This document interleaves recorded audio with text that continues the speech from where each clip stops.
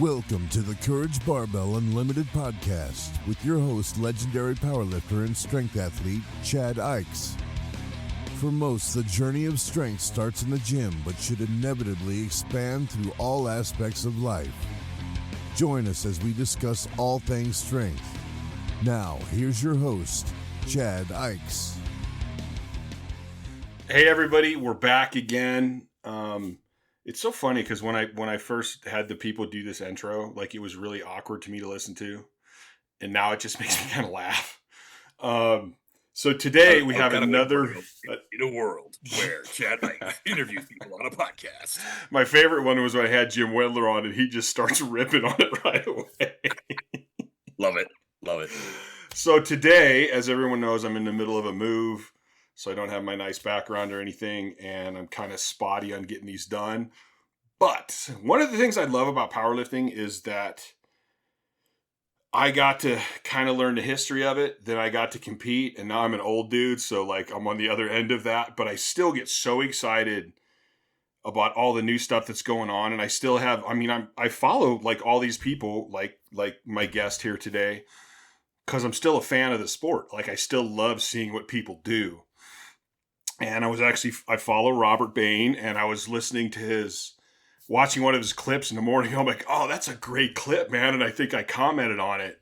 And then like, I got busy, but I wrote him later. I'm like, hey, that's a great, like, would you want to get on the podcast? I go, because it was just a great subject that I love talking about. And fortunately for me, he agreed to be on.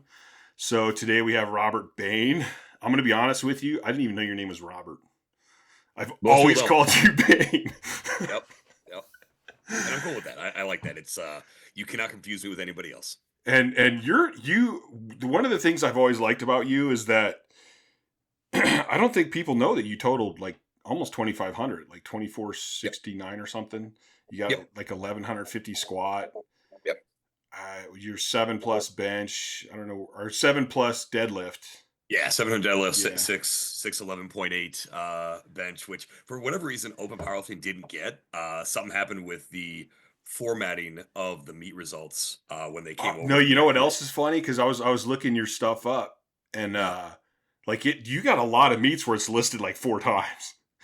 So yeah, I was that guy. I was the dude that entered every local meet. And it's like, all right, I'm doing tested, untested, open, submaster.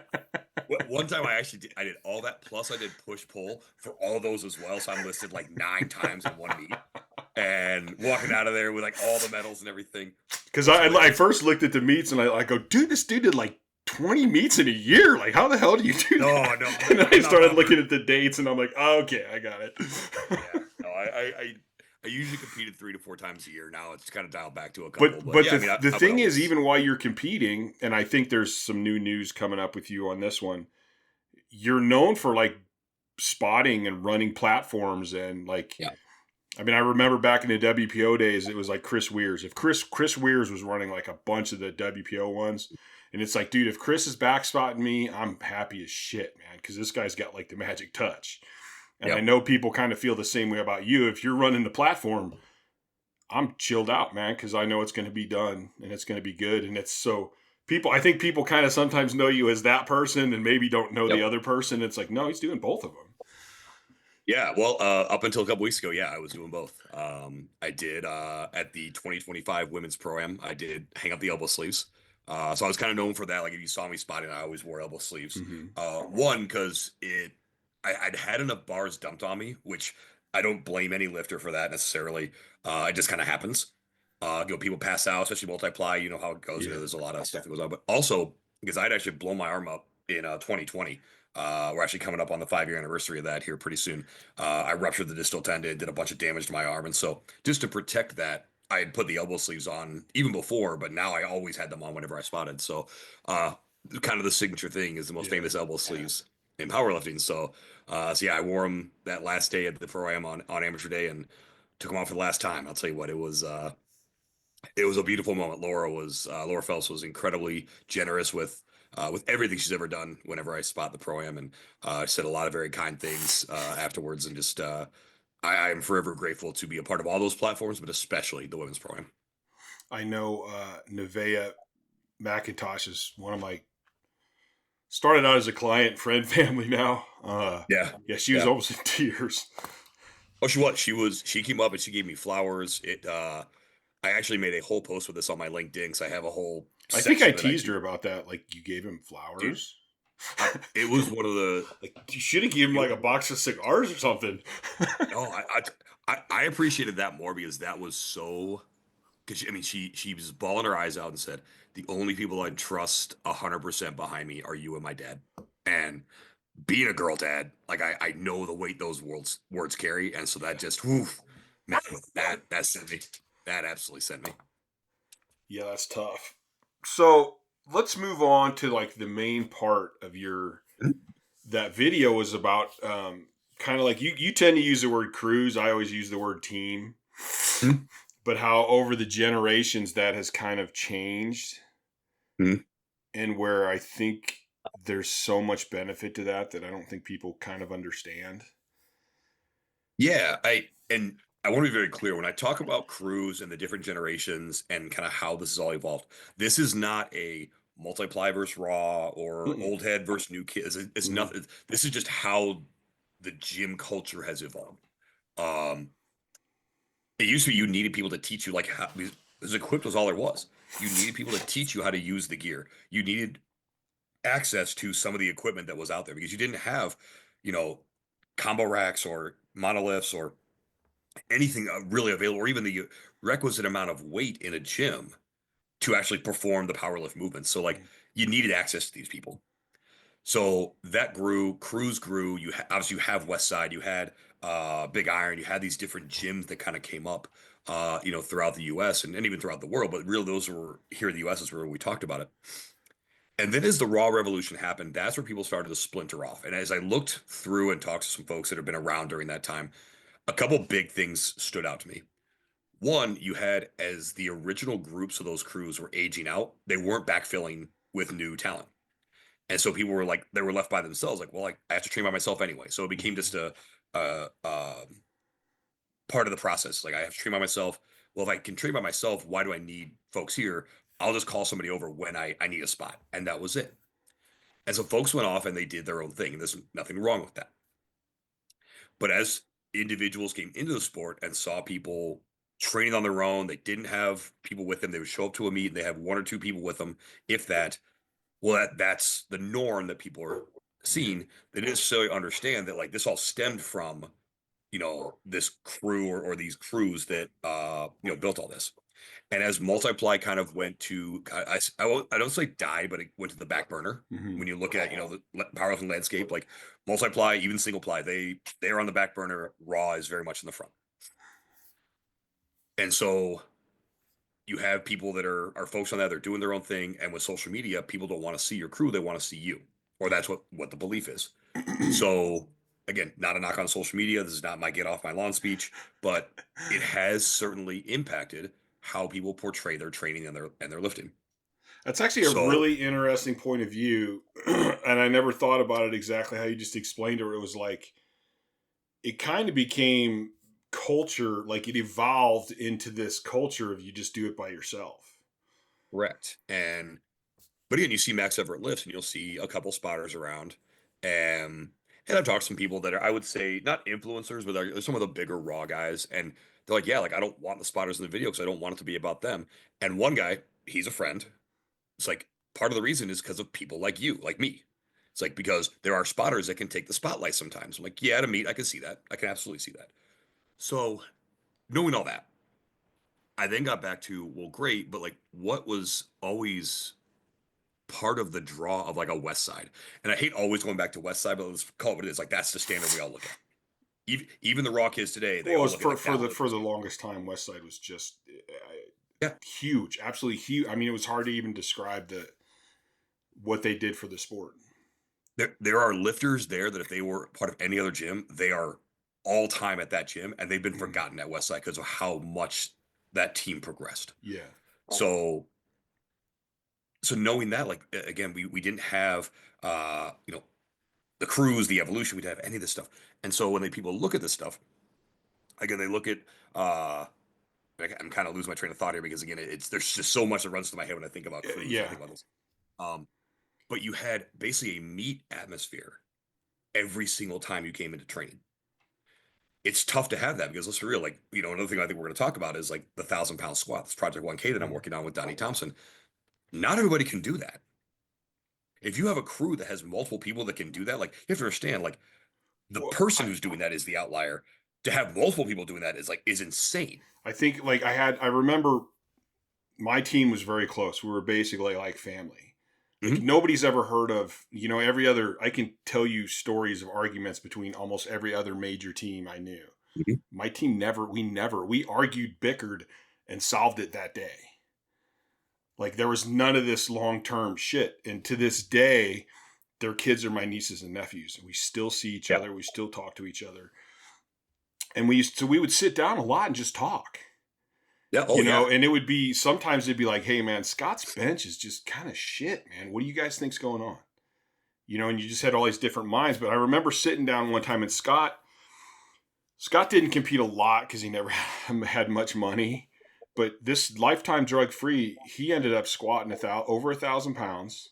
He ended up benching over 7, and I don't think he pulled 8 officially, but we've pulled 8 in the gym. So his best total was like 23 something. And when 2,500 pound gym total, that's huge. Yeah, and he like when he started with me, he was like under 190 pounds. When he finished, he was 320 and just built. That's a unit. And we were sitting down one time, and this was later, and he's like, you know what? He goes, I don't think I would have ever did any of this if I didn't train with you guys. And he goes, 100%. The biggest thing is you just kept getting stronger. And he goes, so I saw you continuing to break these records and continuing to push through all the shit. And it was kind of like, how can't I not do that? Exactly. And I think there's a lot to that. We're and as a coach now, and you probably see this too with the people you help, like a lot of people set what they can do based on what they see around them. And so if you have a team, or if you don't have a team, or you're by yourself, you don't really have that view of all these people working and pushing themselves. Yeah, you don't, by not having a bar consistently set higher, and this is the other way, is like, okay, let's say you're fairly even. Like I would say if you look at our crew at Wolfpack Barbell, I think we've got across the board with everybody who's trained with us before and who currently trains us, like 8 guys who squatted the grand. We got 2 guys who squatted over 1,100, me and Steve Brock. Steve was the first guy over 50 to ever do it. Has also now squatted over a grand. I mean, that becomes almost a norm. Yeah. Like every Sunday, and I like to joke, it's any given Sunday. Any Sunday, it can become like, all right, throw your stuff on, we're running it. And, hey, like we're going to come in and do 5s today. Nope. Max ever singles. And here's, me and Steve, we've got, 1050 on the Cambridge bar. And you got a couple other guys that are in the 9s, we got this one guy, Robert Booker, who like no one knows his name. And I'm going to tell you this right now. Everybody in powerlifting, when it's all said and done, will know who Robert Booker is. This guy is built to do all this stuff. He basically came in with one good leg, could barely hit 6. If everything goes perfect tomorrow, he'll be able to take a swing at 1,000 pounds. Nice. He's been working with us for about a year and a half. He's coached by Connor Korowski, who's an incredible lifter himself and coach. But Booker he's everything you'd want in a lifter. He's too stupid to do anything else but do what you tell him. and his body will quit before he does. Yeah. Which is incredible. But I think that's the other thing too. You kind of learn that even if you see the numbers all the time, like if you have a good team of guys around you, they're like where you're like, oh, I did good. Like I squatted 800 pounds. And your team's like, yeah, you did good at 800, but you know what? You could be doing 9 or you could be doing 1,000. Exactly. And you have all those people with that mindset, and it's reinforcing your mindset towards like, no, I don't give a shit what anybody did. What am I capable of? Yes. And then it becomes, when you have some of these guys that are a little bit older, and listen, I'm one of the older guys too. Like I'm 43. So, comparatively, you're 10 years younger than me. You're still young. But you got to think about it. When I'm competing in the open, I'm competing against guys that are 26, that are even 33. Yeah. Like they're 10 years younger than me. So I'll still dust them, but that's neither here nor there. I think prime is mid 30s, generally speaking. I'll challenge that. Will you? I think early to mid 40s is prime. I had this conversation with Donnie yesterday, actually. No, actually, okay, wait a minute. Let me put a caveat in here then. Okay. It depends on when you started competing. Yes. Yes, because my So first if you, meet, I think you started a little later, didn't you? Didn't you? yeah, Because yeah, I did my first meet when I was 27. 32. Yeah. So I think And there's also kind of a window of time you have to push yourself to that extreme. But if you can stay healthy, yeah, into your and 40s, you I've can be been strong as shit. and I've been knock on wood here, incredibly lucky. Like I've even across my soccer career, I played soccer for almost 30 years and That played high school, that's another one I college. didn't know. I heard about that when we were talking. Yeah. I love like AJ Roberts was like basketball. And I'm like, Yeah. how do these great powerlifters come from these weird ass other sports? Well, so I look at it like this. Like Although soccer players do have strong ass legs. we do. But also we're a little weird. Like listen, long hair, short shorts, knee highs, little weird. Um, but that makes us perfect for our culture, right? Like we're a Yeah. weird bunch. We think differently. Um, but I'll tell you, like I learned a lot through that process of kind of we talked about before we start recording of like, hey, listen, like scoreboard always matters. Like you have to go till the last Yeah. 90 minutes. Like Yeah.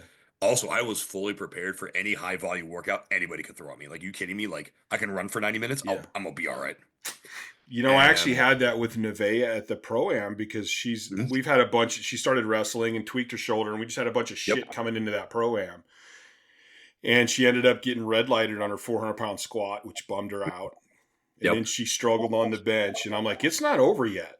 Like your yeah, day's not done. And then she ended up hitting like I think a 40-pound PR in her deadlift or something. yep. And it's like, She had don't quit. There's overall had a always good something until the meet's done. You got to be in it. yeah, absolutely. But back to the cruise thing. So again, whenever you get in Sunday, if somebody smells blood in the water, like it's on. Mm-hmm.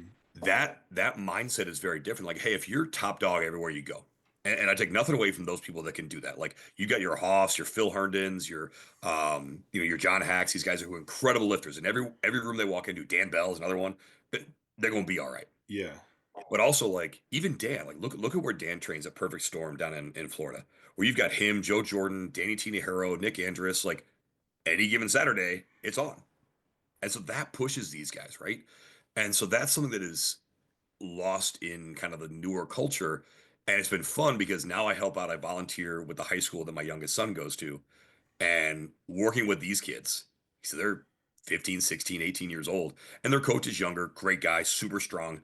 And what I love is that they're now getting the taste of both worlds. They hear about my crew and they're like, well, why don't we do that? I'm like, because you all stand in, I mean, there's 12 of you and you're taking up 10 power racks every day. What's wrong with you? Like, Yeah. and I Why get it aren't because you these are, working together? Yeah. yeah. And I get it because like there's some height differences. This is an easy fix. Like Mm-hmm. you three together, you four together, you four together. Boom, problem solved. Yeah. And then, and one goes, well, I'll beat them every time. Like until you don't. Yeah. There was a time where like every Sunday Steve Brock was it. Like no one's touching him. And to be fair, like it's still kind of like that. But if Steve and I decide it's time, e- everyone else will be 100, 200 pounds behind us. Yeah. And it's just which one of us is going to drop first. And like again, that is the evolution of the lifter, and that is if we didn't have that, I wouldn't be anywhere near as strong as I am now. And Steve might have quit when he had both his shoulders replaced because who's going to push him? Yeah. I think there's a caveat to that, and this is something I've talked about for a long, long time, and something I try to keep defining more clearly because with the narcolepsy and the sleep and stuff, my recovery was shit, Sure. and I pushed probably too hard at some points, and so I think that pushing is great, but there also has to be a level with the team of like, what, we're going, you're not. And here's why you're not. Yeah, and I think that's something we've all. I would say our crew specifically, and that I'm trying to imbue on the people that I work with, and when I talk in environments like this, I try to talk about too is like as you mature, this is why I do think that 40-year-old set is pretty optimal for strength building and your prime is you learn what your body is truly capable of and Yeah. when to dial it, when to turn it up, when to dial it back. Are you in meat prep? No. I got nothing for 16 weeks, 18 weeks. Feel a little tweak in my knee, like shut it down. Yeah. Why risk something dumb and then, hey, now I can take a year off, which like I don't have a year to take off. You know? I tell let's be people, real. I go, one of the biggest setbacks you can ever get is an injury. It is. And I was lucky. The only major injury I've had in powerlifting was during 2020. So like nobody was lifting. Mm-hmm. So fine. And But that says a lot about what you're just talking about too. Yeah. Yep. And I remember coming up when I was coming up and I got to meet better and better lifters. I remember meeting these legendary lifters and getting to go to lunch or talk to them. And that was a hard one for me because I come from a blue collar background where it's like, dude, you get the fucking job done. I don't care what the hell. You cut your fucking arm, throw some duct tape on it and get the job done. You can go to the hospital tonight. And there's a time and place for that. There's a time and place, but the smart is to back off. And I remember I remember Ed Cohn. I sat down with Ed Cohn one time and I'm like, what do you mean you just stopped? Like, I don't understand. And he's like, yeah, something was wrong and it wasn't worth the risk. And I'm like, whoa. Great example of this. We were in Massachusetts for a meet a few weeks ago and a big squat party, and you got a lot of guys putting up big numbers. I'm up there with John Rupo, who's, if you have not talked to John, he would be a great interview, by the way. I have not. I'm going to write his name down. 1,200 pound squatter, almost 1,100 pound single ply. Like, the guy's an absolute mutant. And same thing, he and I were running each other up, and we get up to about, I think it was 9-10 plates. As soon as I stood up with it, giant camera bar, I'm like, nope, put it back. Like, just wasn't feeling it. Some felt weird in my knee. And I'm like, I've been in the car for 6 hours on the way up here. Like, it is not worth the risk right now for that. But also, like, for him, that was great because it gave him an opening. Hey, I'm going to win today. And what's he do? He goes and doubles 1,005 on the camera bar. Now, so see, this is the tough part. No one loses. This is the tough part for me with trying to explain this to people is I'm afraid some newbie's going to go, oh, well, if I feel something, I need to stop. And it's like, no. There's a point where you need to, like you said, there's that point where you go no matter what. Yeah. And you got to build that. You got to build that tendon strength, that ligament strength. You got to build that mental capacity. Right. So it's like, it's not everyone should do that. It's like, you got to put your time in to know to do that. Right. I look at all the variables of all that is like, I was traveling all day. Literally, we were in the car for 6 hours from Baltimore up to Boston or Boston-ish. And then we're training, we're walking around, we're having fun, we're having a good time. So like, this is all for fun. Now, if I was in meet prep, run it. Yeah. Like take my sleeves off, throw a wrap on, just run it. Because if you get injured, if you get injured during a true meet prep, I can kind of deal with that. Mm-hmm. And also, another caveat to this, are you hurt or are you injured? Yes. Those are two very different things. Yeah. Being hurt means I can push through this. Being injured is no, we shut it down. Mm-hmm. And so that's another thing that takes time. But again, with our whole topic, having a team of guys there to look at you and help you and go, hey man, what do you think? Yeah. And like I try, like with the overtraining thing, I always try to explain. I go, listen, if you were on my team, which is, I think this is why I loved your post, because I think we have such similar thinking. If you came on the team, it's like, all right, here, dude, you are expected to learn powerlifting. Mm-hmm. You're expected to learn the old guys, the new guys. You're expected to stack plates. You're expected to watch everybody. Like, I will look at you at one point and go, what do you think of that squat Scott just did or Ethan mm-hmm. just did? And you better goddamn have an answer. If it's wrong, that's fine, but I want to know what you're thinking. Yeah. So guys would come into the gym, and all of a sudden you'd hear everybody asking all these questions. Like, hey, dude, how's your nutrition? How you been sleeping? How's your mindset? And what we're doing is we're trying to find out how good does that person feel today? Is there something we should be paying attention to? And trust me, I'm a super individual person. I trained by myself almost my whole life until I got into powerlifting. And that's kind of my loner mentality, I think. But even on my team, I got to the point where I would walk in and one of my partners, Ethan, who always traveled with me, that dude knew me so good. I would walk in and he'd be like, you're not lifting today. And there was a time where I would argue with him, but near the end, I'm like, okay, fuck, that sucks. But all right, well, let's get you guys going. Yep. You know, because I'm like, he sees something, he knows something. Maybe it's the color of my skin, maybe it's my eyes are glazed over, maybe it's my pupils. Like the dude just knows. And I think to add on to that, so one of the impetus for that post was actually a group chat that I was working with some friends where someone was pretty excited. They just competed and they were excited for the off season, and which is fine. There's nothing wrong with that. Uh, in my view, it's real like your total is truly built in that time, not in between meet preps. The meet prep is just to get you ready for execution on that day. But there are two other people in that gym that are competing in 8 weeks. And so kind of the impetus of that was like, hey, like part of your job as part of a crew is when your team is competing. I will tell you, in the run up to the women's pro-am, we had, 4 girls that were competing, and we all knew where they were at every point of their meet prep, who's doing what, and it's everything else we're doing takes a backseat to that. Mm-hmm.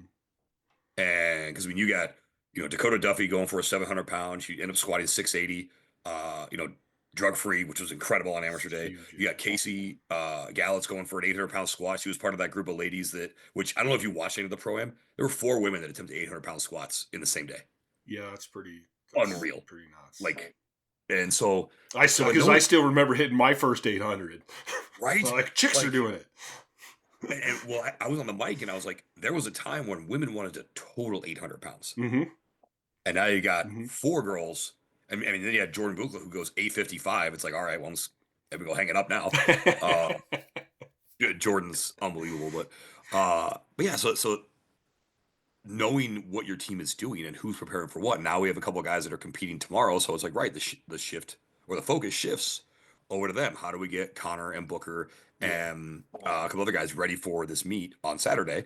And then the focus will shift again because we've got a couple of folks competing in Daytona in May, and then I compete in July. It's like, cool. Like the focus just shifts on who's competing, but that's your job as part of the crew. Yeah. To know who's doing what. Yeah. And there's I don't like the term off season in powerlifting anyway, because there really isn't. I mean, if you're like Kurt Kowalski and you're like, dude, I'm going to take 6 weeks off after a meet, I get it. I actually wish I would have done that, but even then, he still had guys he lifted with, so it was like he still knew what everyone else was doing. Yeah, and on my team, it was like, all right, if we're 4 guys, let's find a meet 2 of you can do. Then it's the other 2's responsibility to take care of you. Yep. And then we'll flip vice versa. So like you said, in your so-called off season, that's when you're training the hardest. So it's really not an off season to me. But if you don't have a meet coming up, there's probably someone on the team who's getting ready for that prep, and you're just finding ways to blend your training together so you can all be there together. And that's Steve Brock taught me this, the concept of the rabbit, right? I laughed so loud when I heard you say rabbit, because I go, that's perfect. I never thought of that. I like what it is. And we had 2 guys. This was years ago. This was like 2018. We had guys that were going for some real big squats or real big totals or whatever. And so one day he's like, all right, Bain, you're on squats. Bill, you're on deadlifts. And so I can't remember who was on bench because you guys were doing SBD day. And it's like, run them up. And that's great because like, for me, it's like I get to test out, like, because I'm at that time I'm still not enhanced. I was still raw, so like cool, like I can just have fun, just run, have a good time. Now also like I look at, all right, I'm in the quote unquote off season, so I'm not running as much stuff. I'm not wearing my gear as much. Mm-hmm. So how big can I build that base so when it's time to run it up and actually like turn this up for a meet, like what's that baseline? Like cool, like. Instead of opening, my squat at 960, now we're looking at, like in July, I'll probably open at like 1080. Mm-hmm. Great. Because we know like that's something I can handle very, very comfortably. So, but again, but that quote unquote off season is what builds that. Yeah. That's where you get all and the bigger that base gets, the bigger your total gets. I remember you just had I just flashed a memory because I am that. I've always liked taking care of myself. Mm-hmm. And I've always taken pride in that. I will say that my partner Ethan was like the best handler in the world. And I remember like some of our first meets, I'd go to the airport and go to grab my bag, and he'd be like, "What the fuck are you doing?" And I'm like, "I'm getting my goddamn bag." And like me and him always like we're notorious for shoving each other before the competition, but we did that shit all the time. So like he'd shove me out and I'd shove him back. And he's like, dude, your job this weekend is to fucking lift plates. Like, you're lifting a bar with plates. Everything else I'm doing. And that's, to be fair, that is very similar to how Sean Copeland handles me. Though he is the quietest in the couple of days running up to the meet. Because he knows that the quieter he is, I'll mimic that, and I am just very subdued, very low key. See, I was the And opposite. Ethan would get all nervous, and I'm like, very well. dude, calm down, man. I'm the one that's lifting. Yeah, no, he is low key. The only time he'll get amped up at the meet is like as you're kind of getting set up, or if something happens. Yeah. Great example of that. But So that's we're good. at, He knows that that's helping, or he probably knows that that's helping you. If you've never talked to Sean extensively, like he is a master of psychology. I love it because if you ever see him walking around, he's got his necklace. It's a chess piece, the king, and it symbolizes a lot of things. But the biggest thing is like he is always playing chess, not checkers. Yeah. And Well, so he is always thinking 3 to 4 steps ahead, which is one of the reasons I love him, because I don't always do that. I usually do, but I don't always do that. And so Sean is able to kind of corral and wrangle me. I make sure that we stay on this path. Again, he's one of the reasons why, other than 2020, I haven't gotten injured. I haven't overstepped too much. I may have bombed out of a meet. That's more on me, but like he's kept me on that straight and narrow, which is hilarious. Thing that Sean Copeland keeps me on the straight and narrow. I've always said that the body can only do what the mind tells it to. So the mind's the real power behind, especially this sport. 100%. You know what's funny? That, like listening to you talk and then listening to myself, like just us talking is proving our point of what a team and members can do. Because the both of us have achieved great numbers, and we're both going, yeah, but it was because of these other people that allowed me to do that.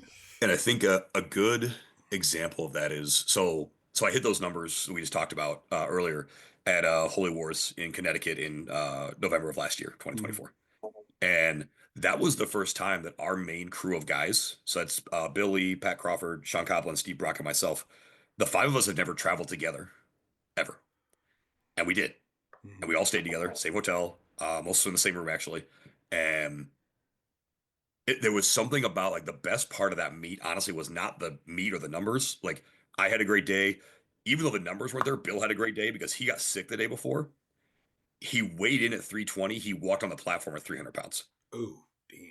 Yeah, not a good day. Still totaled almost 2,000. So like, again, to make it through all that with your gear not fitting the way it's supposed to, basically lifting raw. No, his gear was probably not even close to what it should have been. They couldn't tighten the LUP enough because that's how much weight he'd lost. So like to persevere through that is incredible. And what's the first thing Bill's doing? Bill is the one, because I was in the second flight. He's setting me up under the bar because we're used to that during training.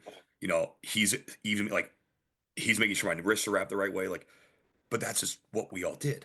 I mean, just so like I don't know if people know the history of the sport. So when I got into the sport, it was like the late '90s, and we had the single ply gear, which people are like, oh, it's a single ply gear. It wasn't. The single ply gear was tight as fucking hell. It was so hard to put on. It took so much energy, and it didn't give you anywhere near what gear today gives you now, or the gear that I was using later. So you almost had to have people to help you. You weren't getting in a bench shirt, a closed back, tight ass single ply bench shirt by yourself. Absolutely not. Otherwise, it wouldn't do anything for you at all.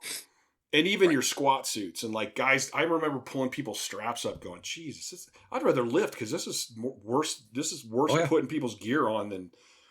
And so, like, you kind of had to start wearing gear. But I started like my first bench meet, and my first 3 lift meets were raw.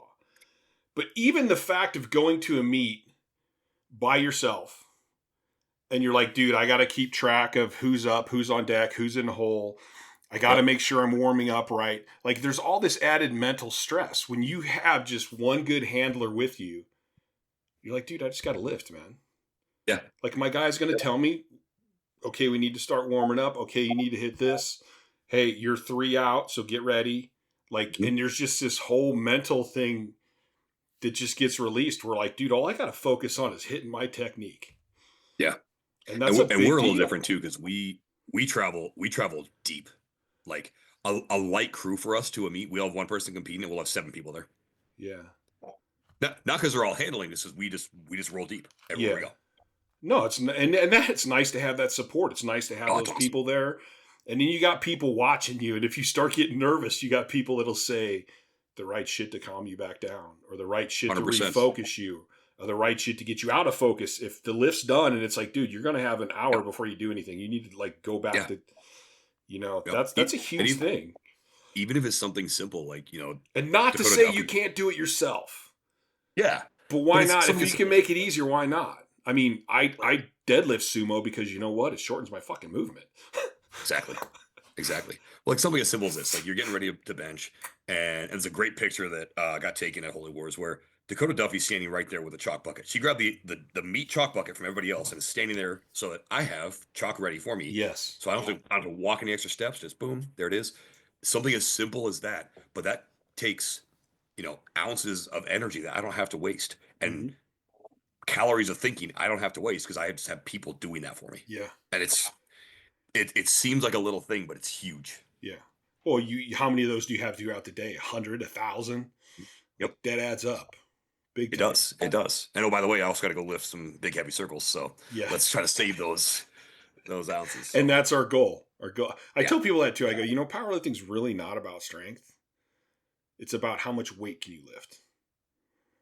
Well, it's not called weight power cutting. It's called powerlifting. The strongest guy doesn't win the meet. The smartest guy that lifts the most weight wins the meet. The best executor is who wins. Yeah. Always. And say like, that would be interesting. Like, I wonder how many times a guy by himself lost to a guy with a team just because that guy had a team.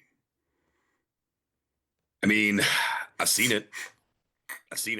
And like, hell, I've seen it. I've done it. I started competing by myself because I trained at home. And then I kind of moved back to Reno and I didn't know anybody. And I'm so fortunate. Like, I've had so many fortunate things in my life. But Diablo Barbell, Ted O'Neill, Diablo Barbell in Concord, man, those guys like kind of took me under their wing. Yeah. So like I go to a meet going, everybody's like, who's handling you? What are you doing? I go, I have no fucking idea. I sure hope Diablo's there. Yep. I was very lucky. I met up with the guys from Wolfpack 10 years ago when we were all at a different gym. And when we split off of that gym, they said, hey, like, we want you to come with us. And it's been history ever since. Yeah. It's a big deal. And I'm not saying you can't do it alone. And I think there's benefits to both ways. I mean, I think the one thing about doing it alone.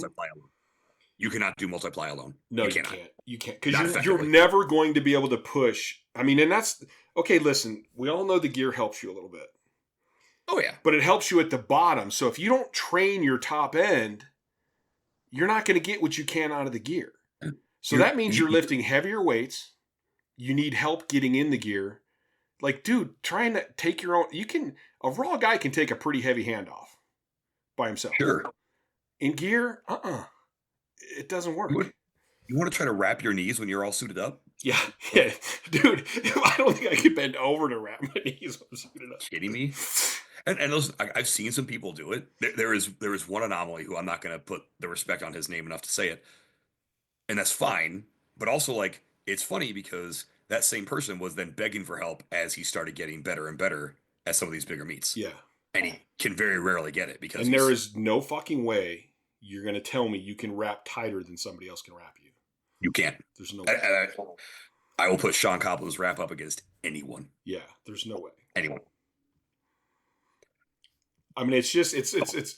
I think you said this too. Like, I'm so. Oh, you did say this. You said something about guys hitting numbers raw that used to be like geared numbers. Yeah. And I'm not bagging on raw. I love raw. I pretty much train raw right now. Although once the move's over and I can get my training a little more consistent again, I am going to go back into the gear to play around a little bit. Like what did Colton just hit 26 something? What, 1,200 kilo squat or total? So what's that, 2640 or whatever it is? Yeah, that's ridiculous. I totaled 2733 in full multiply gear. Like, that's fun. And he did it a lot lighter than me too. Did it in wraps. Did it at 23 years old. Yeah, that's unfucking believable too. So he is an anomaly. Whatever athletic pursuit he was going to do, he was going to be great. Yeah, it didn't matter. Yeah. And so, but what I love is like now, for those that truly have like eyes to see, the bar is not just what is at your gym. The bar is what is at the top of that spreadsheet on open powerlifting. Mhm. And he's now set that bar higher. And what's wild is who's one of the first people to congratulate him? Dan Bell, the guy's record he took. Yeah, And but I think that's an interesting thing. So we're me and you. This is great. We're getting I off know, topic again. Okay, so we're back, and I had a comment. Bain just mentioned how Dan Bell was like the first guy to compliment Colton when he broke his record. And I've always had this thing that I think there's the beginning when people are newer in the bottom of powerlifting, they're actually really open and really cool. And then there's this you get into the middle, and this is where you kind of start getting egos and attitude, and people are talking shit. jockeying for Yeah, position. and then you get to the top level, and the top level guys are cool as shit again. And I've always kind of found that about powerlifting. It's never really made sense to me, but I think that's a great point. Is like these guys like Dan Bell. Dan Bell knows what it takes to make it to the top. He knows what it knows. takes to be at the top where there's no one above you, and how do you keep pushing beyond that? So like Yeah. he has this whole appreciation for. I mean, when somebody beats your records, I mean, you have to, especially me being older. I remember the excitement of beating Bill Kazmar's total. Like I was pumped, man. That was somebody I looked up to my whole life, and Mhm. like I actually out totaled him. And I don't want anyone else. Not that people are going to look up to me, and I'm not comparing myself to Kazmar because I didn't even do strongman like that. But like I don't want to take that away from somebody else. No. Like somebody has to beat my record because I love powerlifting, and if nobody ever beats records, sports die.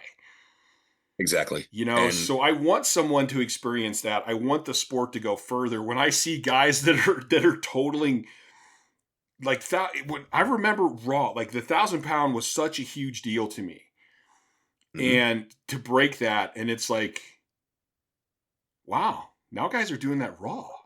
That's fucking Yep. awesome. Like it doesn't And you know make me feel bad. The fact that I keep getting knocked down the all-time total list, I'm like, dude, if I'm still at so 10 or 11 and it's 20 years later or whatever it is, I'm actually kind of honored still. And eventually it's going to go lower, and someday I'm going to be like top 50. But you know what? That means some cool ass shit happened in the sport, and that's awesome. I I look at it like this. So we go way back here. So I graduated high school 25 years ago. And at that time, I was our school's all-time leading scorer in soccer. Most goals, most assists, whatever. That's And pretty so my awesome. name, it was cool. Like we weren't a good program. Let me be very clear. Like my freshman year, we lost every single game. We lost to a school that has won 5 games in their entire program's history. We were one of them. It sucked. It's horrible. But and my senior year, we came within 1 game of state. We were a 500 team. The team has never been below 500 in the 25 years since. So like we started something, which was cool. Mm-hmm. Mm-hmm. But we had on the back of our stadium, all the school records are there. Top 10 for everything. So you've got your, most touchdowns, most yards, most goals, all that stuff. And so for 20 years, my name, like you said, kept getting knocked down till Yeah. finally in 2019, it got fully knocked off. So my Mm-hmm. name's no longer on the list. But it's cool because like then you see like what has come from that because someone that you said set that bar. They and I never made a big deal out of it because like listen, like I played soccer in Iowa. Like it's nothing. it's not a great soccer state necessarily. But excuse me. When you look at powerlifting and you look at that upper end, once you get to that point, you have two ways you can go. You can like try to position yourself where I'm untouchable, or you can take up the mantra of Bob Merck, who tells everybody you cannot outlift being an asshole. So Yes. enjoy it, have fun, be nice, and super cool. After I hit my 11:51, my team's there. They were excited. Next person up to shake my hand is Rudy Rosales, who, from Overkill. I happen to get all my gear from Rudy. Not sponsored. I just buy all my stuff from him because he's my friend. And the next person standing there is Bob, reminding me that, hey, you're almost there because he's the next person on the list on the way up on the 275 list. So I'm Mm-hmm. number 7, he's number 6.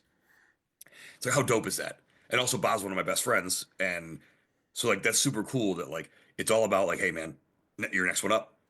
Like Yeah. come pass it. And I think that's so important. And to the point about like Dan and Colton, like the younger generation needs to see that because what they do typically see is the online, the toxicity, the infighting, the Yeah. silliness, the people that constantly harass you on your posts in the comments. Won't name any names. Really did now. You can edit that out. No, like Dude, I don't edit shit. perfect. Love that. And also I said what I said. But like people, like don't get me wrong, like, some of that stuff's funny. Like some of the trolling can be funny. Yeah. But for the most part, it is energy that can be put towards other things. And that's real for most of us, this is a hobby. That's all it is. Like Yes, we're not I making a living. We're never going to yeah. make the living. Well, Dude, I hope someday. I think some guys are doing really well now, which is nice. oh yeah. And Yeah. I mean, that's Like another thing. Like I was getting, I had a big sponsor with Cytosport and Muscle Milk. So I was making I think I was making 12 grand a year from them. I take it. Which was huge. I was happy as shit to have it, but I'm like, okay, I hope that other guys after me learn from this and do better. Yeah. Well, Like I hope someday a guy can make a good living as a powerlifter. So I've said this from the jump is like if people want money in this sport, you have to look outside of powerlifting. So I'll make some Yes. generalities here, but I think you'll understand what I'm saying. Powerlifters are broke. Oh, yeah. For the most part, they are. Yes. Like if nothing else, like look at the generation who is the majority of the actual numbers of powerlifting. You guys are in your early to mid 20s. Y'all are broke as shit. Yeah. You are. Yeah. So knowing that, why would you look at powerlifting companies to sponsor everything? Yeah.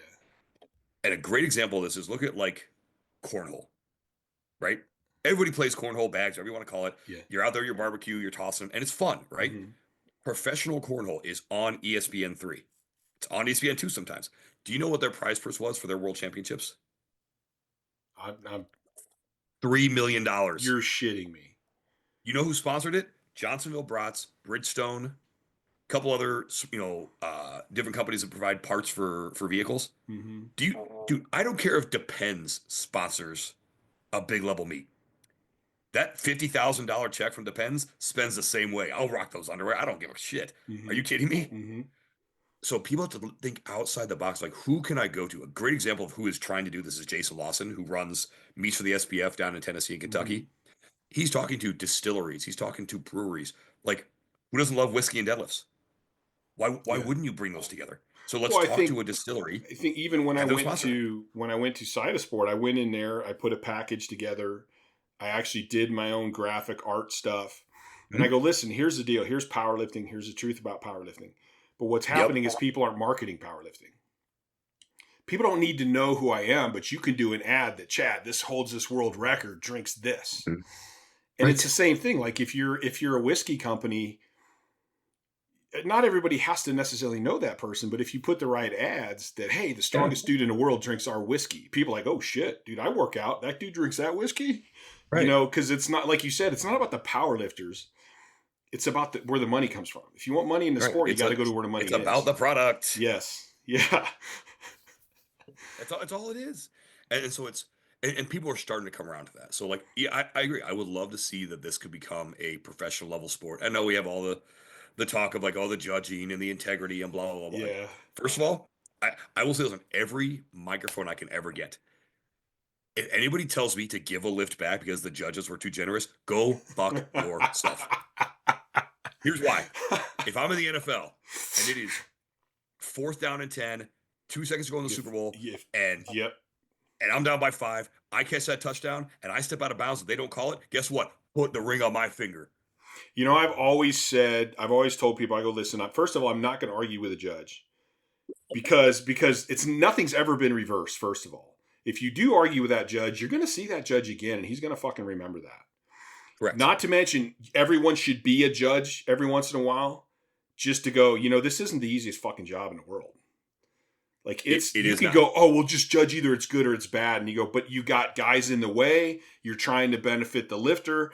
Like there's a lot of shit going on. It's not an easy job. And when you're judging, and even when I judged, I would go, dude, don't make me red light you. I don't want to red light anybody. But I have to have an equal standard. So if I red lighted you, I'm kind of pissed that you made me red light you. Right. Because you're prescribing to the idea that the lift is good till you tell me it's not, till you show me it's not. And I've had I've had calls where I went, ooh, I got that one. And I've also had calls where I went, fuck, really? Yeah, But in the end, it all fucking equaled out. it I does. mean, in my It does. mind.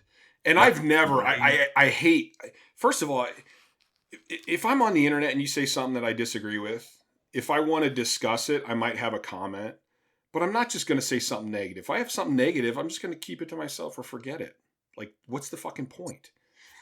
So, like, even if I went, man, I don't know if that dude actually hit depth on that squat. You know what? It fucking passed and it's in the books. So who exactly. gives a shit? Like, it And guess what? counts. Exactly. No one cares. And let's be real. Powerlifting is not real.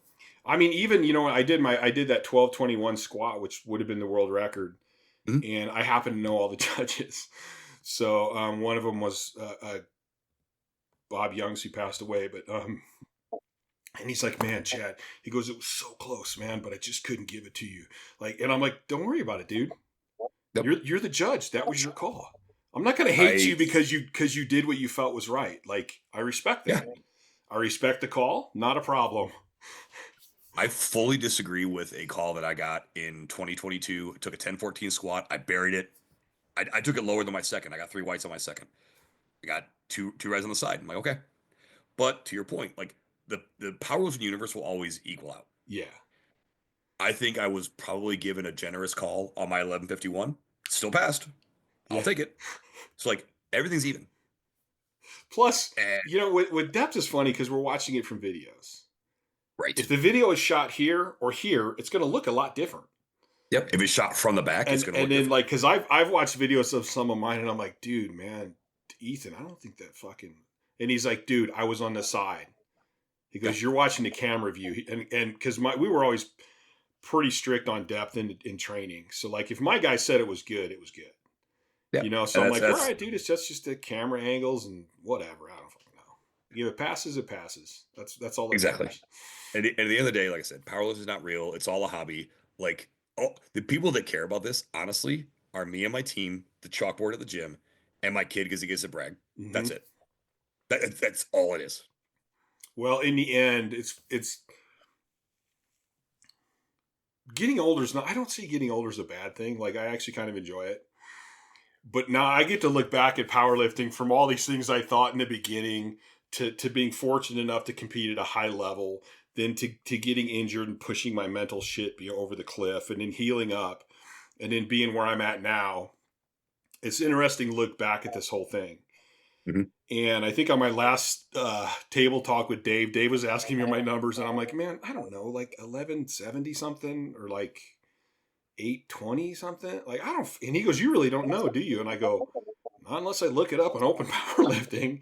I go, most of the stories and shit that I tell are, again, going back full circle. It's about the times I had with my team and the guys I got to meet and hanging out with all these amazing lifters and just being part of this whole thing. Yeah. That was the real fun of it. I get to tell people that I train with Crystal Tate. Yeah. Are you like? There are not enough adjectives in the English language to describe that woman. Strong as She is, shit. Yeah. Like watching her, I was talking about, Sean losing his mind if something goes wrong. Like spotter incident at the 2022 Strength of Heroes, and it screwed up Crystal's knee pretty bad. Like she should have stopped that day, but she's Crystal. Yeah. Still benches over 4 on one leg after busting her knee up. She's having to be walked up to the platform for her deadlifts. She pulls over 6 on one leg and then breaks the floor with 7. That's crazy. Conventional hook grip on one leg. Like you can't tell me anything. Like this woman is out of this world, and now that she's got the knee replaced, are not ready. Yeah, that's where that goes back to that mentality thing. There's some people, and I try to. It's funny because when you talk about, I'm fascinated with the idea of genetics, Mm-hmm. and I thought about this a long time ago. It's like, okay, well, define genetics. Is genetics the ability to just know how to move properly? Like the young kid who can just wing a baseball and nobody's ever taught him how to throw. Yep. Like, is the genetics just that he knows how to throw and has great proprioception? And I go, what about the genetics of the mind? Because I was never natural to strength. I was never a natural athlete. And I grew up with a dad who is an unbelievable natural athlete and a brother who's a great athlete. And I fucking sucked at everything. But do I have genetics? Because I'm stubborn as a motherfucker. And like, I will say that I will convince myself that I can do things that there's no way in hell I should be able to do. So is that genetics? Like, what really is genetics and what gives us this? But I So love powerlifting because there's so many stories like that. And it's like, yeah. I remember talking to Dave a long time ago when I first met Dave Tate, and we were talking about Vogelpool, and he's like, this dude should not be able to do the shit he does. Like, he's just not big enough. And it's like, but he doesn't know that. Like, he doesn't know he shouldn't be able to do it. Dude, that's Anthony Hobica to a T. That man should, like, dude, squatting 1,005 at 191. Yeah, it's just like, ridiculous.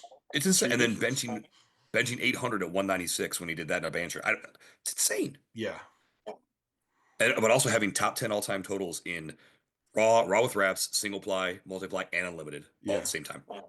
Like, unreal. I mean, look at somebody like Jimmy Cole. How? Freak. You are so him and Tony Carlino are so far above everyone else. Crazy. And it's like, how do you do that? I remember I talked with, I don't know, for some reason people don't seem to remember Brett Mikesell that much. And I was having a talk with him because he was the first person I saw do 1,000 in person. Mm-hmm. And then like I was right behind him and I finally caught him like at the end. And I remember talking to him afterwards and he's like, yeah, nobody even really remembers who I am. And I was like, dude, I remember who the hell you are. I go, you know what you did that nobody ever does? Like you broke the record at like 1,050 and you kept going up and up and up and up. And then somehow Goggins came out of there and banned at 11. But then you went up and you went up and you went up. And I don't even know what he ended with 1,040 or 1,140 or something. I think 1145 or 1150. Yeah. And it's like there's a difference between putting up a good number, breaking a world record, and then continuing to break a world record. That mindset to go, okay, no one's ever been here, but I don't give a shit. I'm going to keep going. That's a crazy mindset. It is. It truly, truly is. And but again, people that they're mentally built different. And I think that it's actually a good segue because I do have a bit of a time box that we talked about to end here too. But, one of the other things that we want to talk about was this Project 1K. Yes, which that's such a great idea. Be very clear. The name is mine. The concept is Donnie's. Yeah. And Donnie and I have been talking about this for 2 years. And we had a conversation after, I don't even know what it was that prompted it. And I think it was because he asked like if I was going to shoot for 11. I said, absolutely. Like at this point, like I've done 1,000. The sky's the limit. I don't know where I'm going to end up. Yeah. And he's like, man, there's got to be so many cool stories. Because, I mean, we talked about like my very first time in a suit in training. So I'd never had a suit on. I had wraps on in almost 5 years. I squatted 1,009. Really? What were you doing raw at that time? I was getting close to 8 raw, and in briefs, like probably 4 or 5 months before that, I did like 9, 10. So you had been handling heavier weights though. Oh yeah. Yeah. I think, and I was joking with people about it, like catching a lot of those big squats when I was spotting, that has helped my core get so strong. I mean, it's almost like when you're spotting somebody, it's almost like a front squat. It's a zercher squat. And then you're usually catching them from like halfway up. So it's like just heavy bullshit top third of a squat. Exactly. And so like, I think about it now, like, man, like there's a reason why I was so tired after spotting, because like I'm doing a max effort volume squat workout every other Sunday. So I was able to handle those big weights. I started kind of focusing on my own training. And so we talked about, my first multiply meet, I took a swing at 1,000, wasn't there that day. Next one, kind of mentioned already, like it was definitely there. Like every video I've seen, everything, like, yes, it was there, got taken. And then my third multiply meet, I had 10, 10, and then 10, 35. So like from a competition perspective, it took less than a year for me to get to that. And then Donnie's talking about, he's like, yeah, it took me like 3 years to go from 900 to 1,000. And that's when he's like, man, the stories are just so different. Like, I'd love to hear all these stories. Mm-hmm. And then you get some of these guys that are anomalies, like, your Phil Herndons who've done 1,000 in wraps, in single ply and multiply, like, and did it all in a 12 calendar year. That's pretty amazing. Which, the guy's a freak. So like his story, your story. Talk about, we'd love to hear from some of these guys who aren't with us anymore, like your, you know, these guys from West Side talk about Chuck. Like we've all heard the legend of the 1,400 pound AR squat. Like all these different stories, like, and everyone's so different. And it's not that this thing is commonplace anymore. Like, yes, it is because we hear about, oh, this meet had 2,000 pound squatters. This meet has three. Holy Wars, we're gonna have a whole flight of 1,000 pound squatters, which is cool. But doing the numbers, it's less than 400 people that have ever done this in human history.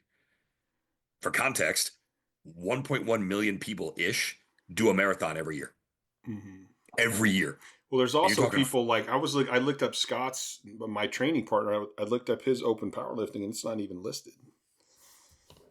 Really? Because it was a meet, and it was either a Diablo meet or a super training meet, and something unsanctioned. I guess somehow it was sanctioned. Somehow it hasn't gotten to open powerlifting or something. Gotcha. So that's another thing is like there are people that their stories haven't been told yet, and folks know for sure they did this in a meet and it was sanctioned and it was legit. And so we have all this different stuff. Like this would be a cool like ebook or book, or I don't know if you were aware. Dave Kirchin did a book called Gear. Basically, like it was an intro. Did he? I didn't know. I don't have that one. Yeah, so it's a crowdsourced. I love book. Dave. I bet it's a great book too. It's phenomenal. But 400 pages of like crowdsourced. Like you have everybody from Dave to Brian Hill, Bob Burke, myself, all these people putting all this stuff to, like I have a whole chapter on just spotting the equipped lifting. Mm-hmm. And all these people put together this book of like how to look at equipment, how to do the movements, the gear to look into, the training methodologies, everything. Mm-hmm. And he put this out for free. And I'm like, we could do something like this. Like we could crowdsource this and get people to tell their story. Well, I think it's so fun. Like I interviewed Paul Leonard. I think I've had him on a couple times now because he's like got so much knowledge about older lifting. And I'm fascinated. It's always fascinated with me that like how it goes and stuff. Because first of all, a lot of people are like, well, yeah, there was multiply and you talk about these raw numbers, but you don't really know the numbers that these guys were doing raw. And they weren't even focusing on raw. I mean, like I tell people, I was a 600-pound raw bencher, but I never did a meet because I didn't really care. But like once a year on a random day, we'd be like, hey, let's see how we can bench raw today. Right. And you're just like, oh, okay. I did that last Sunday. I benched 435. It's like a 20-pound lifetime PR. Yeah. I don't care necessarily because like I don't compete. If that's not what you compete in, like why would you care? So I mean, it's like there's still strong people, and there's no doubt people are stronger now than they've ever been. Oh, 100%. Like, and there's multiple reasons for that. Like you said, Colton, the dude would probably be amazing at whatever he chose to do. I think the sport has a bigger draw now. Yeah, he was an elite more rugby talented player people coming at one point. He what? He was an elite rugby player at one point. God, could you imagine getting hit? Totally could you imagine getting hit by that dude? I would prefer not to. Yeah, so 1,000, like to me, 1,000 was this huge, massive thing. Mm-hmm. And the best part is I did my first 700-pound squat, and I told my training partners, I go, you know what? I'm going to break 1,000 drug free. And they're like, who the hell are you? And how are you going to do it drug free? Can that even be done? Like I did not have one person, my family, nobody believed I could do it. And they're like, well, when are you going to do this? And I go, I have no idea. I have no idea how I'm going to do it. I have no idea how long it's going to take, but I'm going to do it. It's any of those goals again. When you put yourself in that, like all those individuals that have done the 1,000-pound squat or bench or deadlift, because that's another whole subsection that we want to do afterwards. But the squat is like, because for whatever reason, that one is the one everyone gets scared of. You talk about bench press. Because there's fear. Like everybody asks me, first of all, like, what's your favorite lift? I'm like, the bench, because I can lay down. Like, what's the lift you hate the most? I go, the deadlift, because if it gets heavy, you just let go. Yeah. I go, I've taken 1,052 to the floor because I won't let no bars coming off my back. I'll ride that motherfucker to the ground because it'll give the spotters and lifters a millisecond more time to not get hurt. And I've been down with 1171, I think. Oof. Dude, the squat has a fear factor, and I loved that. Like I fed off of that. Like, Oh, this 100%. seriously could fuck me up. I could get really, really hurt here. Dude, Like, 1,100 I pounds like that. it should kill you. Yeah. And that's that. Listen, I've done a lot of drugs in my life. There are few better highs than squatting down and standing back up with something that should kill you. Yeah. Oh yeah. No, it's a complete and utter rush. Yeah. Yeah. But I joke about it. Like, you talk about bench press, everyone's got a story about bench press. Everyone Yeah. knows that guy who repped 405 in high school. You talk about squat, everybody's got knee problems. Yeah. On my back, I couldn't do it. On my knees. And I love it because I post some of this stuff on LinkedIn, like, because so my moniker on LinkedIn is I'm the strongest man in logistics. Okay. But not transportation, because Dan Bell's a wrench head, so technically he's stronger. One of the many, many reasons I love Dan. But when I talk about it, and I'll post some of this stuff for people to see, and they're like, "Oh, this hurts my knees." I'm like, "Then get stronger." Like, Yeah.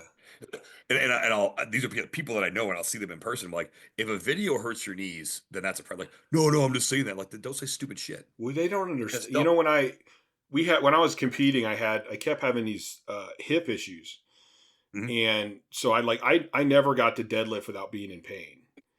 Mhm. Because I like, again, you can get away with things in gear, so I could keep training even without letting it fully heal. And Right. so anyway, I'm getting all these doctors, and everybody's trying to help me out. And I had the doctor that used to be the Denver Broncos like surgeon had Mhm. moved to Reno, and actually was down at Carson. And he called me up and he's like, "Hey man, I'd like to help you out with that hip thing." And so we went in and did MRIs and stuff. And he goes, "Do you mind if I keep this MRI?" And I'm like, "I really don't give a shit, but I'm curious why." Right? And Yeah. he goes, "Because you're in your 30s, you're the best, one of the best squatters in the world." And he goes, "You literally have the hips of a 20-year-old." And he goes, "I would like to keep this for my clients to go, I can't lift weights." And go, "Yeah, if you do it right, it's not bad for your joints." Yep. And if you take it serious and you take the rehab serious, like, you can have incredible longevity. Yeah. Yeah. So kind of back to Project One Cake. So I want to put the bow on this one because this is one, like, I'm so excited about this because there's so much, like, the 1,000 pound squat is universal. I don't care what you're in. I don't care what you're Mm-hmm. on. It's big, it's heavy, it's impressive, Mm-hmm. and it can be universally celebrated throughout powerlifting. There, there is very few things that unite powerlifting other than our hatred of each other. But like, this could be something that long term, like, because the 1,000 pound squat will live on well past both you and I, Mm-hmm. right? It will continue to do this. And so the idea that this could become like a living, breathing thing of like this manuscript, potentially a podcast is really what I want to do. And then I would love to do a documentary, like, actually, like, something different like that. That would be way Um, cool. which would be super dope. Like, I know some people that do those things, and I would love to get their input. I would love to do it myself because, like, this now has become this passion project over the last 2 years that, like, I This really I'm just so excited about this. this would be, I've always wanted to do, I don't know the people to do this and I don't have the money to do it, but I've always wanted to do a weekly show or a monthly show Mhm. traveling around to great lifters. I've always thought that if you want powerlifting to get really famous, start letting people know who the lifters are. Give them a reason to want to know how or why that guy, what did he lift this weekend? How's he doing? How's his training going? So give them a connection. And so I thought traveling around and spending some time with those people, have some training, have some hobbies, have some family. And You it get seems like with this 1,000 pound things, it's like you could be like, each episode you could go visit a person and hear their story, hear kind of how they got there and how they did it. And like, that would just be cool as hell. and that's part of it. Like, some of it I will do like this because, like, there's some folks like across the pond that I may not necessarily be like. The cool thing is that I have some of the resources to do this stuff in person Mm-hmm. and may be able to deploy that. Um, Dinah has some ideas on, like, different things we could do to help kind of subsidize, the cost of some of that. Um, but ultimately, like, this is what I want this to be. I want this to be my gift to powerlifting because powerlifting has given me so much. Mm-hmm. And if nothing else, like, I look at it from this perspective, is that if I can give to powerlifting something that will continue to live on and excite people and bring people to it, it can be the milkshake that brings all the boys to the yard. I want that because like the simple thing that powerlifting is giving me is my children have watched me in the pursuit of this Mhm. over the last 11 years. They have seen all the stuff no one gets. They've seen me, crawling up the stairs so I can't walk. They've seen me, in pain. They've seen me do the stuff that sucks. My son is now taking up. I coached my oldest daughter as well before she became a mom. But they've all seen me in the pursuit of something that was well beyond my paycheck or anything else. Mhm. And they understand like that because of that, now I've got a little bit of like, freight fame and fitness fame that allows me to basically do whatever I want. Yeah. And so what powerlifting has given me is it's given me my freedom. And so it comes back to my favorite line from Gladiator is you win the crowd or you win your freedom. I've won the crowd, and so I've won my freedom. And Mhm. my children get to experience that on some level. And I'm like, this is what I want you guys to see is it may not be this, but you can find something that you're so passionate about that you can win your freedom. That's really interesting. Because that makes me think back to kind of what we talked about earlier, and it's like when I was in powerlifting, it was like, hey, I at least want to push the limits so the next generation's a little bit closer. So, I mean, I feel a little bit of sense of pride when you say that because I feel like, and this is arrogant and ego as shit. And Billy will love this. Um, Dude, I you know what? watched your videos. You were one of the ones. I feel like I had some part of growing the sport through trying to get sponsors, through trying to, working with elite and doing so many seminars and writing hundreds of articles that maybe I was a little bit a part of growing the sport so that by the time you got in and now we have social media and all this stuff, you were able to utilize that to get, Yep. maybe you didn't make a living at it, but it gave you that kind of that freedom you're talking about Yeah. to do some other cool stuff in life. I mean, that's kind of what it's all about. I mean, real talk, man, this is full circle. The first three people whose articles I read on Elite FTS were Brandon Smitley, Joe Jordan, and you. That's like kind of makes it hard to talk. Yeah, because Eric Morozier also wrote for Elite, and he introduced us to, or introduced me at least to the Elite group and everything like that. Hmm. I went out to the was it the S4 compound? So not the one Hmm. he's in now, but the one before. Yeah. Um, my first Arnold and everything, and so it started this fire, right? And don't get me wrong, like it took me a while to kind of figure these things out, but like yeah, now it becomes like because and it will crystallize it is listening to my son. So Nolan's 16, he'll be 17 in July. He's on the powerlifting team at his high school, and I said, hey, if you guys want a volunteer coach, I'm happy to help. Talk to your head coach about it because like Paul's a younger guy, good dude, Hmm. very strong, and like, but I don't want to undermine him or to be in the way or anything like that. Like I Right. Yeah. only want to help, and Nolan just like went. I just like went off. Like he wasn't like angry, but like he went on this tear talking to his coach. Like you have to understand, like my dad thinks about everything so differently because of what he's been around and everything like that. Yes.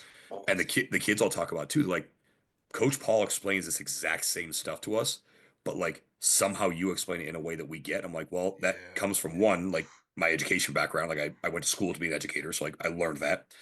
But also like I've had dozens of people tell me the exact same thing, and one person finally hits, and it Yes. clicks. Yeah.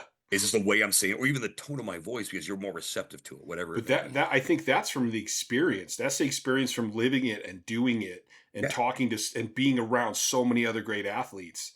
Yes. And but now I've got this whole next generation, not just my son, but like it was so cool to watch him get that excited. And and I had a super cool moment at his first meet where they allowed me to backspot him. Hmm. And it's like how awesome is this that here's my kid and he's basically if you picture me with all this hair up here, that's Nolan. And I'm about 100 pounds lighter. And like how cool is that moment that he and I've gotten to experience that? My oldest daughter Lily and I have gotten to represent Team USA at back in 2019. Like whose kids get to say that? Yeah. Mine do. Mine get to say that. And like now that they've had those memories, I'm like, cool. Now whether it's powerlifting or whatever, like take that and make whatever you're doing with your life better for the next generation. Yeah. So Well, it's that's one kind of of the things like I love. that. It's just that lesson of like powerlifting can teach you such great lessons in life that you can take Yep. into life. And there was one, like, somebody mentioned something about how I talk about philosophy and all this stuff, and I go, but I think what people are missing is, like, in my training, I did think about philosophy. I did think about Absolutely. Buddhism. I thought, like, Yeah. it's not just about training. It's about how I got to live my life a certain way to achieve in this. And then when I'm done Yes. with this, and I actually had this problem when I first, like, stopped competing. I actually remember somebody going, "Oh, isn't your life so much easier now?" And I go, "Honestly, no, it's not. It's actually harder now." When I had powerlifting, everything was about powerlifting, so I didn't stress about all this stuff because I went, "Oh, this Right. stress is going to screw my recovery up and I can't do this." So I, like, controlled myself better during powerlifting, and it took me a little while to transfer It from. was a guiding light. Yeah, it took me a while to go, "Hey, wait a minute. That was life." And I just thought it was powerlifting, but it was actually life, and I need to get back to that even though I don't compete. Yep. Absolutely. It would. It again, it's a hobby. My life does not revolve around powerlifting per se, but powerlifting is very much a guiding light for a lot of things. Yes. And again, it's given so much to me, to my family, to my children, um, and my ultimate. I mean, look at the relationships that I've been able to. I mean, you and I have met in person one time ever. Yes. Those 2023 women's program. Yes. Yeah. Like, but it's cool because once again, of social media and the way that we've all interacted, like I feel like I know you. I feel like you know me on Yeah. some level, and then again, you have these relationships, these foundations that you build, and like every other sport, you sweat together, you bleed together, you cry together, like all these things come together. And this is a much deeper human connection than you're going to have sitting across a cubicle or across, a typical Yes. Zoom meeting with someone. So, Yeah. so for that, I am forever thankful and honestly forever thankful for you, sir, because those articles are some things that laid the foundation for me to get to do what I do now. That's an honor. So I think we'll go ahead and wrap this one up. But, Yeah. like, Now the you, allergies are going crazy. I'm in. Yeah, damn allergies. There's just flowers in here. Yeah. So I'm in the middle of this move, and I'm building a barn dominium in Pahrump, which is about an hour outside Vegas. Okay. So Vegas is a cheap place to fly. I know there's a lot of strength stuff happening there. So what I'm Yeah. trying to do is I want to get to where I can do the podcast regular, do once a week.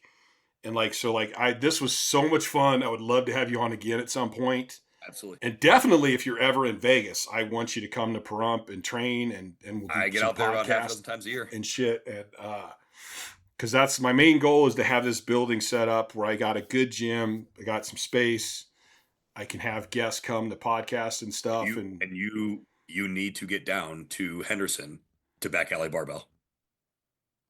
I don't know. I went to Henderson because Brandon Allen's in Henderson. No, Brandon Allen's in. He's in Is he? North Las Vegas, I think. So No, Henderson, Nick's in North. Brandon's in. I can't think of it. It's the little town, like, just south. might be Summerlin or No. he's right outside. But Yeah, Henderson is but where Henderson's, like, kind of east south. yeah, but that's where Anthony Hobika's gym is at. That's Okay. Back Alley Barbell. Yeah, I'm So gonna. Yeah, I'll have to definitely go see them too. oh But yeah, I mean, that's it's kind of one of the reasons I'm moving to Pahrump, is I'm kind of a little bit of a loner, and I like to kind of be alone. But I also like being close. And so, like, right now, Vegas is like, dude, Vegas is becoming like a huge mecca. There's so many strong guys and bodybuilding and everything down there. So I'm like, I think this will be a good move for me. Like, and then when you get the rest of the sports that are coming there, like the area itself is just booming. It's awesome. yeah. So that's an Yeah, exciting one, but definitely want to have you on. It's funny that what you said a little earlier. It's like, even though we've talked once in person, and I think that was pretty brief. it Like, was. It was dude, very we brief. just went an hour and 20 minutes, and I could honestly stay here for 3 more hours probably. Oh, 100%. And 100%. have a great time. Like, it Yeah. is amazing, that connection, and, like, even if we didn't train together, we all kind of know what we went through. Yeah. Like, dude, you squat 1,100 pounds. That didn't just fucking happen. Like, you didn't start powerlifting fucking a year ago. Like, I know what you've put in to do that. Oh, if we got into the origin story of like how I got into lifting weights and like the guys that got me into it, like I could spend a whole podcast just talking about a guy no one's ever heard of and no one ever will. A guy named Travis Edwards. Didn't even powerlift. The whole reason that I am a strength athlete is because of Travis. we'll keep that in mind because I'll have you back on. We'll have plenty. Love it. I think we'll ever have I think our biggest problem, and I have this with a lot of my guests, the biggest problem is going to be like staying on point.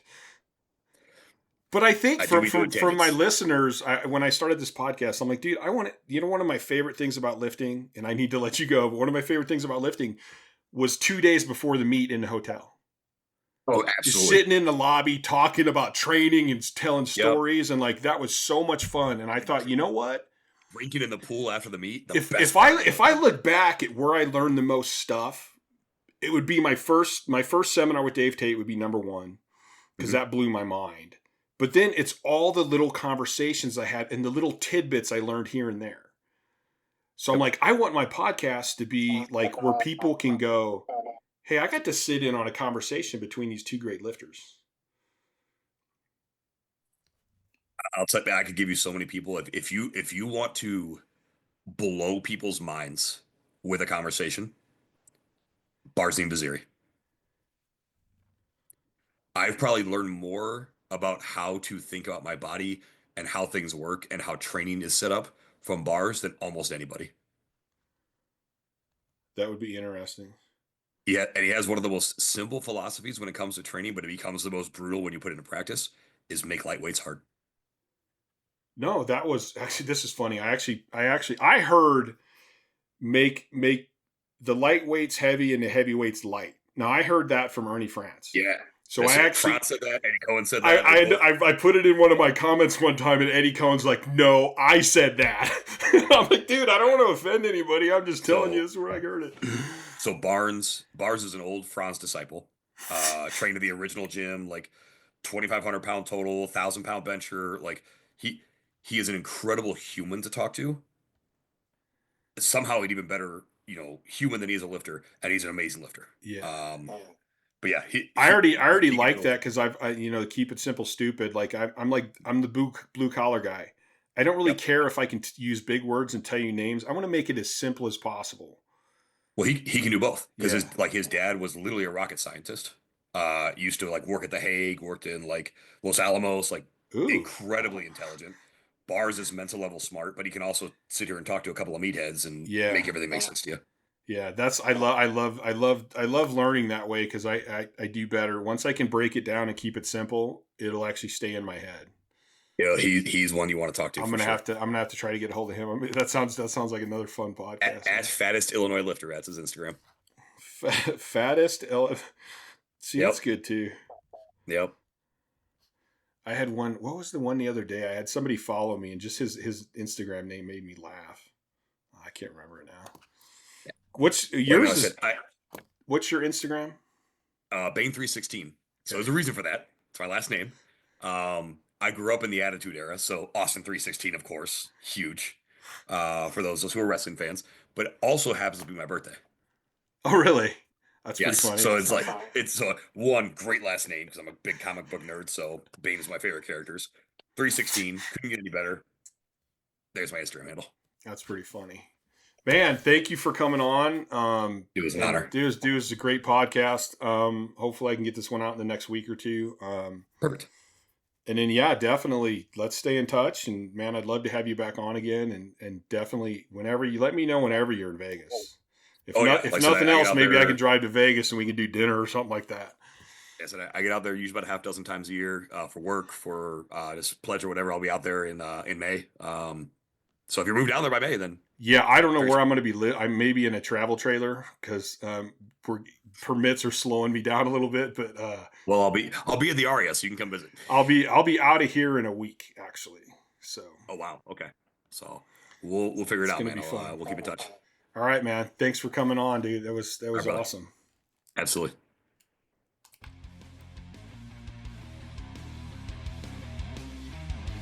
Thanks for listening to the Courage Barbell Unlimited podcast. For more information, please visit couragebarbell.com. Until next time.